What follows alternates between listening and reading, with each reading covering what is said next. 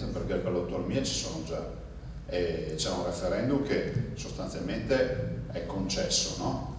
Adesso si tratta di blindare il percorso e fare in modo che questo referendum sia una roba seria, sia una roba che abbia una ricaduta, perché i referendum tanto per farli non servono a nulla, e sia soprattutto blindato e rispettoso del fatto che poi non ci sia qualcuno che arriva con danni erariali o altra roba del genere, perché qua c'è poco da fare gli eroi, le cose vanno fatte bene, punto.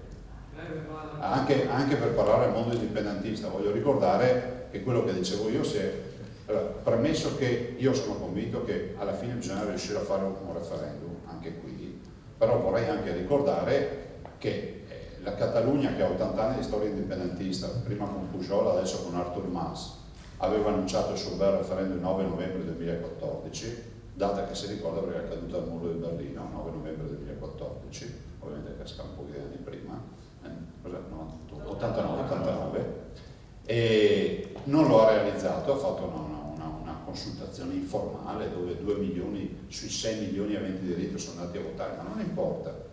Adesso c'è la dimissione, ma poi non ha avuto seguito, adesso sono le dimissioni di Artur Mas che anticipate.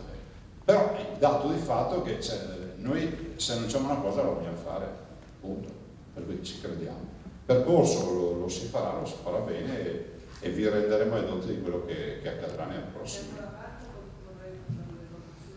È ancora aperto il conto corrente, non so a quanto si sia arrivati, stiamo parlando di indipendenza, non lo so, magari oggi ve lo diciamo, Maria Alberto se ricorda. E poi cosa volevo dirvi? No, ci volevo dirvi una